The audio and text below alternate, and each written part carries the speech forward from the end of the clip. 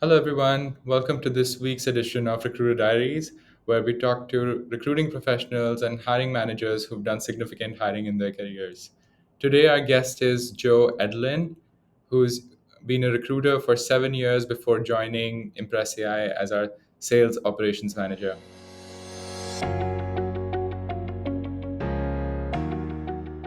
Welcome to today's session, Joe.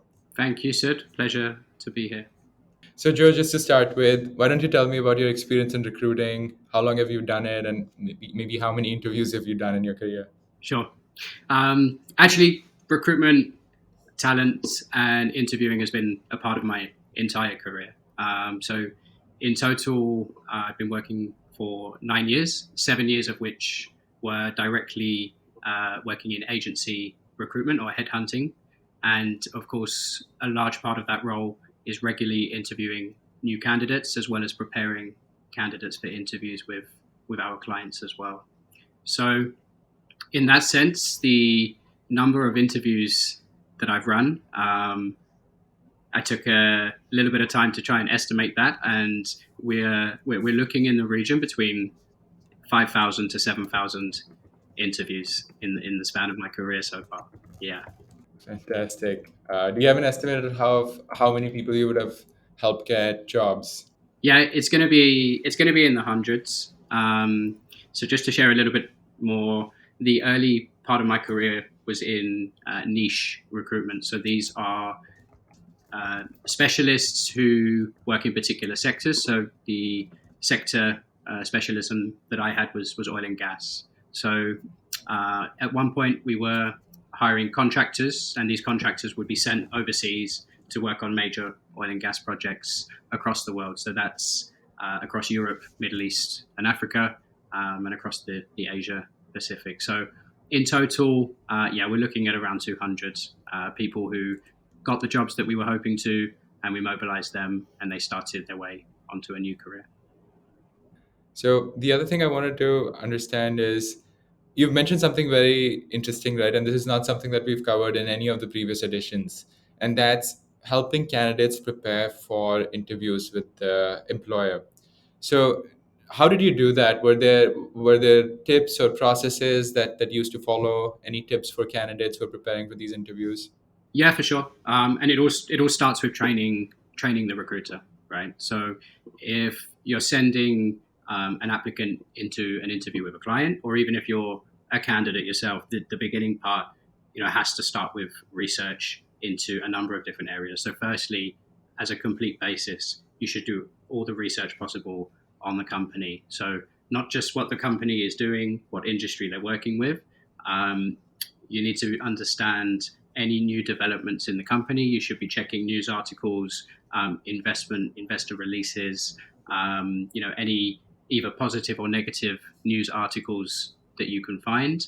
Um, but on top of that, you need to be researching the people that you're going to be talking to as well. So, in terms of preparing candidates, that's 101 in my previous career.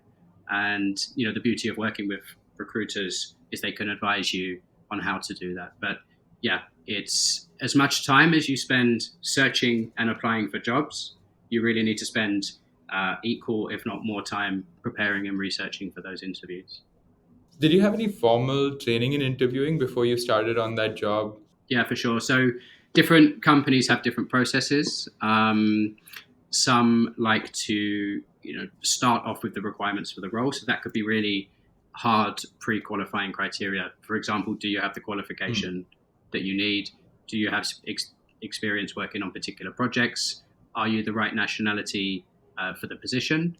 So you can start off with that hard qualification criteria. My preference was to keep those questions towards the end, and I would always prefer to start the interview process on a much lighter note. And typically, that would be an introduction to both myself and the recruiter, try to understand where they are in their job search cycle, and get to know them a little bit before we start looking at the crux of whether they're suitable for the job. So the nationality aspect you mentioned is quite interesting. Maybe maybe we can just double click on that for a moment. Is that something that that you think used to be a problem or is a problem when it comes to recruitment? Should it matter? In an ideal world, it shouldn't matter. And I think slowly the world is moving to a more international workforce, and people are able to move countries more freely, work remotely. However, there are still restrictions. Particularly in the last 18 months with the COVID regulations, travel has been very difficult. So it's if you're an internal recruiter and you quite simply cannot offer a visa to a foreign employee, qualifying those types of questions is not just beneficial for you as the recruiter, but you also have an obligation to not waste the candidate's precious time. Many people, when they're in that process of searching for a new job, it's a very stressful experience. Often they don't have enough time that they would like. They're not freely sitting there just waiting for the best opportunity. It's a time crunch. So it is critical. And I think avoiding hard qualifying criteria like that is a risk in terms of wasting a lot of time for both the recruiter, but more importantly, the candidate. Yeah. Yeah, I never thought of it that way. But yeah, it is a I guess a controversial area of discussion. But moving on, how do you interview effectively for a role where you don't have a lot of knowledge yourself, especially given you were recruiting for niche roles? How did you get yourself ready for some of these areas? It's very difficult, and I don't believe that. Take an example of a technical role, and I'm not a technical person, right? Um, I don't believe the recruiter should, pretend that they are and should read questions from a script, um, because the answers that the candidate is going to give you may be correct, may be wrong, but more importantly, you don't have the context to dig deeper into that answer. For example, they may explain that they've worked on a very complex project with a very complex technology, um, but asking those next follow-up questions, if you're not a specialist in that area, is not going to bring much value at all. So, in those situations, what I would do is focus on the other areas. The business should have specialists who are able to dig deeper into that type of experience. What I would focus on as a recruiter are the parts that I know are still essential for the position. So that could be whether the person has the relevant qualification, whether their personality fits with your company culture, and whether the key drivers of that candidate are matching what your company is looking for. Yeah, so I wouldn't rush into qualifying on the technical part. There's still a lot of value to be gained in asking pre qualifying questions about the person, about their personality and culture. So if you're not a technical person in the area, don't pretend to be. Save those questions for somebody in the business who is. That's a really good tip because you don't have to be an expert in every area. You could as a even as a agency recruiter, you can focus on your strengths. So I like that. How much time typically did you have to spend on learning about a role before you took it on from a client? Typically, in agency recruitment, you have a specialism. Um, Not in all cases, but it's much more effective if you do. So there's a very very steep learning curve in becoming an expert in recruitment of that sector. Yeah, and the way that Okay. you become an expert in recruiting for the sector, and I say that as being different to an expert in the sector, is by being extremely active in the market. So networking within that niche industry, attending events, learning the terminology, understanding what's happening in that market, and that will give you the credibility and the assurance to the candidate that they are potentially joining an organization that knows what they're talking about. How did you try to remove biases from your interviews? Was that something you were aware of in terms of your own biases, and how did you counter them? Yeah, look, it's a topic that gained momentum over the past couple of years. So, in the first couple of years of my career, the topic really wasn't brought up much. The way to avoid including bias in the interview process is to have a structured interview process, right? And what I mean by that is having a set number of questions and a set evaluation criteria that is across the board for all candidates, right? So making sure that you have planned, as a recruiter, have planned the interview that you're doing. There are set questions that you'd like to stick to. the answers that you'll gather from multiple different candidates allow you to evaluate them against the same criteria, which of course gives everybody a fair chance. So that's a transition that I've enjoyed seeing during my close to 10 years in recruiting. And, luckily technology is helping people to do that as they learn more about it as well. It's great to see the evolution as people are becoming more aware, practices are getting better, and hopefully that helps to make access to opportunities more equal and more equitable. So good to hear that. In your experience of interviewing, were there things that you learned that definitely work and things that people think work but don't? It's a good question. Early in my career, you would place a lot of emphasis on whether a candidate is successful in that interview based on your gut feeling, right? So it could be a conversation that you and I are having, and the conversation is flowing well. You believe the person has integrity, and based on that, you may decide to take a punt, and hire Sud. Um, and that can work for sure. You can place a lot of emphasis on somebody's integrity and somebody's personality, but there are times when you get that wrong. And one of the things that I learned during recruitment is candidates get very good at interviews, right? So in most cases, I would say candidates are on the market. They're interviewing with multiple different employers. And as they go through that process, interview one, interview two, interview three, they gain confidence. And what happens is they become very good at interviews. So if you're the employer who is interviewing a candidate who's on their fourth or fifth interview, they're in interview mode. They've had practice from the previous employers that they spoke to. And it's very hard to decipher whether that candidate is very good or if they've just had very recent practice at interviewing. Remember, some candidates haven't had interviews for 5 years, right? If they've been working for an employer for a long time. So I am also pleased to see developments in the market, right? Less companies taking a punt based on Yeah. a good conversation and a good feeling in their gut that this candidate could be successful, and moving towards a more structured interview process, right? So making sure that the questions are uniform for every single candidate, the evaluation criteria is the same, and using a more data-driven approach to evaluating that candidate.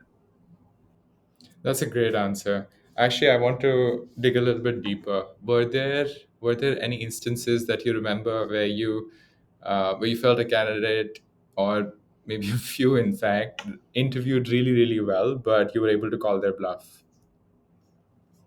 Um, Yeah, for sure. This will be a technical example. There was a position that we were mandated to hire for an oil and gas company. The requirements were extremely difficult for this, and um, really in the market there would be 10 to 15 people with the required experience plus multiple required safety certifications. So upon speaking to a candidate and interviewing them for the role, it became quite clear that every time I asked about whether they hold a certain certification, the answer was yes. And in the back of my mind, I knew that it's extremely difficult to get this qualification, and that started alarm bells ringing. So when it came to qualifying their experience and asking for the certifications, very quickly that candidate moved away from the process and wasn't able to furnish that information. So you do get situations where people stretch the truth and stretch their capabilities, and it's risky for the business, and you have to have due diligence in place to counteract that. So you have to be on your guard. You need to know areas like, okay, this certification is hard to get, and if somebody's saying that they have it, then maybe fact check some of those things. For sure. What did you like best about your job as a recruiter? There's a real feeling. It's a cliche in the recruitment market, right? When you're first joining the industry, they tell you you'll get to help people realize their dreams, and in reality, the industry is quite tough. It's quite difficult, but there are instances where a candidate will come to you and they say, "Look, my dream really is to move into this industry," and instead of a business transaction, the term recruitment consultant really comes out, and you're able to advise candidates, okay, be upfront, it's going to be very difficult for you to make that move because of these reasons. So what you would do is you suggest, maybe step one is you look at a company like this. During your tenure with that company, you aim to get this qualification. Maybe they will help you to get that qualification. Mm. So over the years, you do keep in touch with your candidate pool, and it is nice to see. And you'll just randomly be looking on LinkedIn, and you'll see that that person did end up, where they wanted to be. And it's a nice feeling to know that at least in some way you helped them along their journey.